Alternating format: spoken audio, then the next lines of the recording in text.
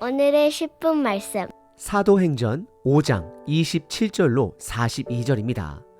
사도행전 5장은 하나님이 주신 권위가 성전에서 교회로, 성전의 종교 지도자에서 사도들에게 옮겨지고 있음을 가시적으로 보여주고 있습니다. 그래서 5장에 보시면 이제 성전으로 재물을 가지고 가지 않습니다. 사도들 발 앞에 가지고 옵니다. 그리고 사도들은 하나님의 뜻에 따라 어려운 자들에게 나누게 됩니다. 그래서 예수 공동체 안에는 가난한 자가 없었다라고 성경은 기록합니다. 그러다 보니 종교 지도자들은 사도들을 시기할 수밖에 없었습니다. 왜냐하면 그들의 권위가 빼앗겼고 그들의 밥그릇을 잃었다라고 생각했기 때문입니다. 복음의 능력은 정치가 아닙니다. 하지만 안타깝게도 종교 지도자들은 여전히 영적 장님이 되어 복음의 능력을 일하심을 정치적인 일로만 바라봅니다. 오늘 본문 성전의 종교 지도자들은 모든 사도들을 붙잡습니다. 가둡니다. 그리고 성전의 최고 법정인 산헤드린 공회를 통해 그들을 처벌하려고 합니다. 하지만 그때 한 번쯤은 들어봤을 만한 사람이 등장합니다. 그의 이름은 랍비 가말리엘입니다. 그는 나중에 등장할 사울의 스승이기도 합니다. 그리고 그는 예수님을 믿는 자는 아닙니다. 하지만 매우 현명한 자로서 하나님의 복음 사역에 쓰임을 받게 됩니다. 오늘 본문에는 세 그룹의 사람들이 등장합니다. 첫 번째는 종교 지도자들입니다. 그리고 두 번째는 가말리엘이고 마지막 세 번째는 사도들입니다. 이 세 그룹의 사람을 통해 우리들 각자의 모습을 비교해보며 비춰보며 지혜를 얻는 시간 되시길 바랍니다.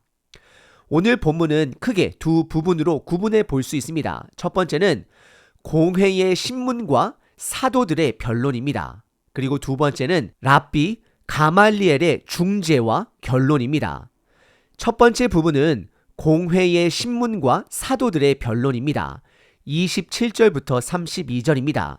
배경은 종교 지도자들이 사도들의 권능에 시기심으로 가득하여 그들을 예수님처럼 제거하길 원합니다. 27절입니다. 그들을 끌어다가 공회 앞에 세우니 대제사장이 물어 28절 이르되 우리가 이 이름으로 사람을 가르치지 말라고 엄금하였으되 너희가 너희 가르침을 예루살렘에 가득하게 하니 이 사람의 피를 우리에게로 돌리고자 함이로다. 29절 베드로와 사도들이 대답하여 이르되 사람보다 하나님께 순종하는 것이 마땅하니라. 30절 너희가 나무에 달아 죽인 예수를 우리 조상의 하나님이 살리시고 31절 이스라엘에게 회개함과 죄사함을 주시려고 그를 오른손으로 높이사 임금과 구주로 삼으셨느니라. 32절 우리는 이 일의 증인이요 하나님이 자기에게 순종하는 사람들에게 주신 성령도 그러하니라 하더라 라고 기록합니다. 27절에 붙잡혀 감옥 안에 있는 사도들을 그들 법정 위에 세우게 됩니다. 그리고 대제사장이 그 법정의 리더로서 인도합니다. 28절에 대제사장은 4장에서 기록된 지난번 베드로와 요한에게 다시는 예수의 이름으로 가르치지 말라라고 금하였는데 그 명령을 무시했다라고 고발하게 됩니다. 그리고 종교 지도자들은 그들의 복음 운동을 복수 행위로 간주합니다. 왜냐하면 그들이 죽인 예수 그리스도를 죽인 것에 대한 복수의 행위로 보고 있기 때문입니다. 그리고 본문에서는 드러나고 있지는 않지만 내심적으로는 그들의 밥그릇을 걱정합니다. 그리고 그들이 가장 두려워하는 것은 백성들이 예수 그리스도를 메시아로 인정하게 되는 것입니다. 그렇게 되면 그들은 메시아를 죽인 자들로서 신성 모독죄가 그들 스스로에게 적용되기 때문입니다. 그러자 29절에 12사도를 대표하여 베드로가 답변을 시작합니다. 변론을 합니다. 첫 번째는 하나님의 명령이 인간의 금지 명령보다 우선되어야 한다라고 변론합니다. 그리고 30절에 다시 한번 간단하게 복음을 그들에게 나눕니다. 너희가 나무에 달아 죽인 예수를 우리 조상 하나님이 살리셨다라고 말합니다. 나무에 죽은 자는 저주를 받은 자를 상징합니다. 이사야서 53장에 보게 되면 저주받아 죽을 메시아를 잘 묘사하고 있습니다. 그리고 우리 조상의 하나님이라는 표현은 아브라함, 야곱, 요셉의 하나님으로서 같은 하나님이 같이 믿고 있는 그 하나님 아버지가 그 예수 그리스도를 살리셨다라고 말을 하고 있는 것입니다. 그리고 이어지는 31절에 그 조상의 하나님께서 예수 그리스도를 높이시고 그를 통해 예수님을 통해 이스라엘에게 용서의 기회를 주셨다라고 말을 합니다. 지금 베드로는 어찌 보면 종교 지도자들에게 복음을 받아들일 수 있는 기회를 주고 있는 것입니다. 하지만 안타깝게도 이들에게 있어서 베드로의 이 고백은 복음이 아닌 그들을 향한 정치적 보복으로만 받아들입니다. 그들에게 주어진 복음의 기회를 보지 못하고 있는 것입니다. 여기서 잠시 저와 여러분들이 이 종교 지도자들일 수 있음을 생각해 보셔야 합니다. 믿음 생활을 오래 하다 보면 복음의 일 앞에 감동을 잃어버리게 됩니다. 복음의 일을 더 이상 보지 못하게 되기도 합니다. 왜냐하면 나의 이득되는 일에만 집중하게 되기 때문입니다. 복음에 집중하지 아니하고 개인의 이득에만 집중하다 보면 특별히 저 같은 목회자나 리더들이 하나님의 일하심을 가릴 수도 있고 오히려 교회가 세상을 향하여 하나님을 가리는 역할이 될 수도 있음을 기억하셔야 합니다. 복음에 집중해야 합니다. 오늘 본문의 첫 번째 부분은 공회의 신문과 사도들의 변론입니다. 두 번째 부분은 랍비 가말리엘의 중재와 결론입니다.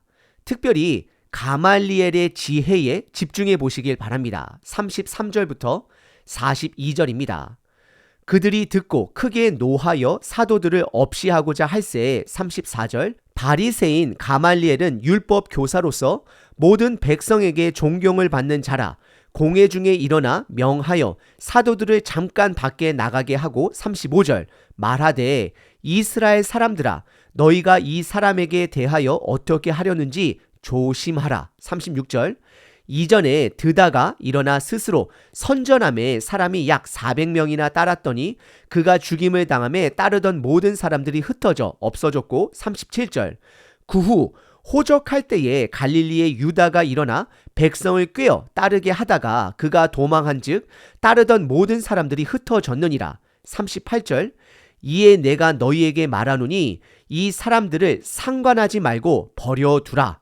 이 사상과 이 소행이 사람으로부터 났으면 무너질 것이요. 39절 만일 하나님으로부터 났으면 너희가 그들을 무너뜨릴 수 없겠고 도리어 하나님을 대적하는 자가 될까 하노라 하니 40절 그들이 옳게 여겨 사도들을 불러들여 채찍질하며 예수의 이름으로 말하는 것을 금하고 놓으니 41절 사도들은 그 이름을 위하여 능욕받는 일에 합당한 자로 여기심을 기뻐하면서 공회 앞을 떠나니라. 42절 그들이 날마다 성전에 있든지 집에 있든지 예수는 그리스도라고 가르치기와 전도하기를 그치지 아니하니라 라고 기록합니다. 33절에 법정 안에 있던 종교 지도자들은 사도들의 반응에 매우 분노합니다. 그래서 그들을 예수님처럼 죽이려는 계획을 세우려 합니다. 하지만 그때 34절에 바리새인이면서도 사내들인 법정 멤버 중에 한 사람인 가말리엘 율법 교사가 등장합니다. 그리고 사도행전은 그가 모든 백성에게 존경을 받는 자다라고 기록합니다. 그의 첫 번째 지혜는 34절에 12 사도들을 그들 법정에서 물러가게 한다라는 것입니다. 왜냐하면 감정을 통제하지 못하는 공회원들을 진정시키기 위함이고 신중하게 결정하기 위해서입니다. 그는 35절에 이 12 사도들을 처벌할 때는 조심하라, 즉 신중해야 함을 경고하고 있습니다. 가말리엘은 흥분하여 감정을 통제하지 못하는 다른 지도자들과는 달랐습니다. 그래서 그는 12 사도를 죽이게 되면 5,000명 이상이나 따르고 있는 백성들의 반란을 염두하고 있습니다. 그런 반란이 일어나게 되면 로마의 무력 개입까지 경계했을 것입니다. 그는 매우 신중한 자입니다. 여러분들은 어떤 상황 속에서도 감정을 통제하실 수 있으신가요?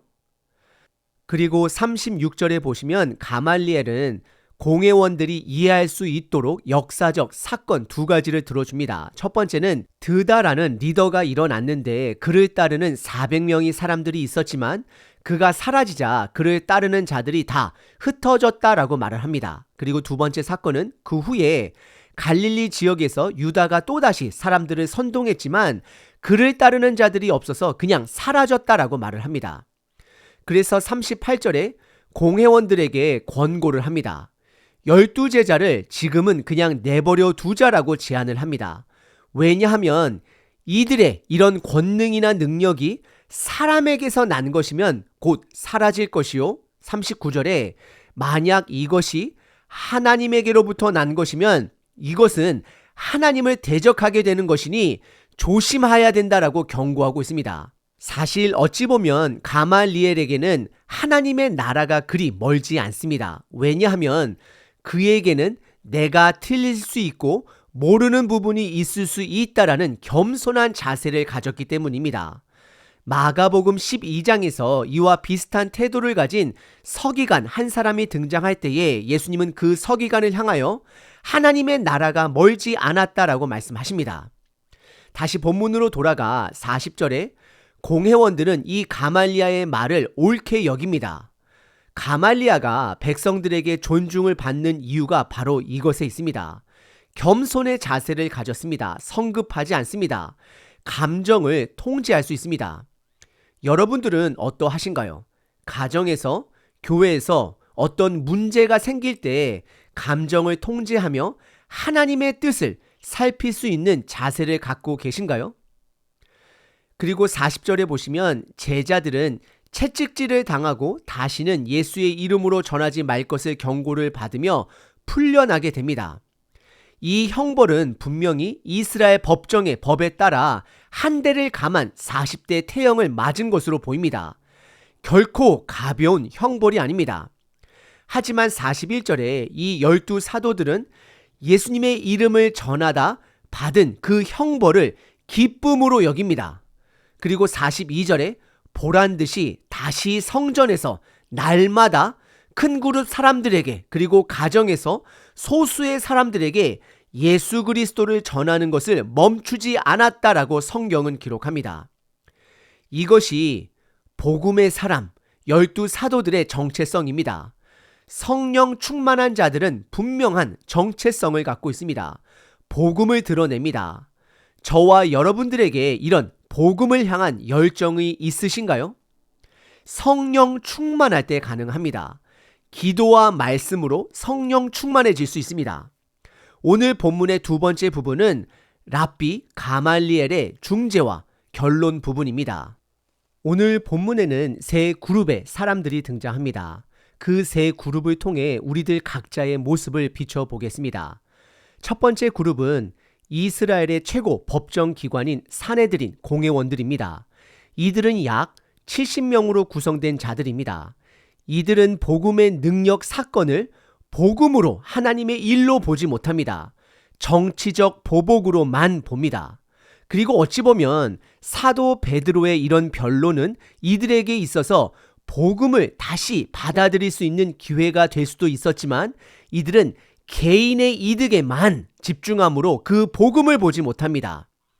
이 모습이 우리들의 모습일 수 있습니다. 성전에서 율법을 가르치며 제사를 주관하는 자들이 결국 괴물로 변한 것입니다. 저와 여러분들도 이런 괴물이 될 수 있음을 깨달으셔야 합니다. 경계하셔야 합니다. 이들은 신앙보다 믿음보다 개인의 이득을 취한 자들이 됩니다. 그래서 저와 여러분들이 이런 괴물이 되지 않기 위해서는 나의 이득, 욕심을 내려놓고 복음을 복음으로 받아들이며 믿음 생활을 하셔야 합니다. 생명의 말씀 앞에 겸손해야 합니다. 그리고 두 번째 사람은 율법 교사 가말리엘입니다. 우리는 그를 통해 지혜를 배울 수 있습니다. 그는 서두르지 않습니다. 감정을 통제하며 하나님 아버지의 뜻을 살피는 자였습니다. 내가 모르는 부분이 있다라는 것을 가진 겸손한 자입니다. 이런 자들은 하나님의 나라가 가깝습니다. 이미 저와 여러분들은 예수님을 믿는다라고 할지라도 교회 안에서 어떤 방향을 놓고 회의를 할 때에 내 뜻만을 고집해서는 안 됩니다. 하나님은 다양한 방법, 다양한 사람들을 통해 우리들 전체를 통해 공동체를 통해 일하심을 기억하셔야 합니다. 그래서 나의 의견은 담대하게 말할 필요도 있지만 동시에 다른 사람들의 의견을 들으며 겸손히 하나님의 일하심을 지켜보는 자세가 필요합니다. 무조건 내 것만을 고집해서는 안 됩니다. 그리고 세 번째 그룹은 12 사도들입니다. 우리는 이들의 성령 충만을 닮아야 합니다. 이들은 두 가지의 힘을 씁니다. 첫 번째는 말씀 나눔이고 두 번째는 기도입니다. 말씀과 기도가 있을 때 성령 충만하게 됩니다. 복음에 대한 열정을 갖게 됩니다. 오늘 본문에서 이들은 복음으로 인해 받는 그 고난을 기뻐합니다. 이런 기쁨이 저와 여러분들에게 있는지 점검해 보시길 바랍니다. 이런 기쁨이 있는 자는 세상이 감당하지 못하는 자들이 됩니다. 오늘 하루도 성령 충만함으로 나의 감정을 통제하시고 하나님의 일하심을 볼 수 있는 저와 여러분 되시길 바랍니다. 365일 기도문입니다. 에베소서 6장 18절 모든 기도와 간구를 하되 항상 성령 안에서 기도하고 이를 위하여 깨어 구하기를 항상 힘쓰며 여러 성도들을 위하여 구하라. 오늘도 나의 목소리를 들으시는 아버지 감사합니다. 모든 상황 속에서 기도하기를 결단합니다. 나의 기도를 사람에게 간구하지 않고 주님께 간구합니다. 나의 모든 기대를 사람에게 주지 않고 아버지께 있음을 선포합니다. 나의 간절한 기도가 인간적인 갈망이 아니라 성령 충만함으로 하나님의 뜻을 찾아감으로 그 하나님의 복음에 대한 것을 갈망하게 하소서. 기도하되 깨어있게 하소서. 자칫 욕망의 갈망을 기도로 착각하지 말게 하시고 깨어 분별하며 기도할 때에 하나님의 뜻을 찾게 하소서. 이 간구가 나만을 위한 것이 아니라 이제는 공동체를 위한 것, 세상의 필요를 보는 자 되게 하소서. 나의 기도를 단 한순간도 놓치지 않고 들으심을 믿습니다. 내가 성령님 안에서 기도할 때에 나의 기도를 들으소서. 나의 기도만이 아니라 나의 존재를 들어 사용하여 주소서. 온전한 지혜 되신 예수 그리스도의 이름으로 기도합니다. 아멘. 항상 기뻐하라. 쉬지 말고 기도하라. 범사에 감사하라.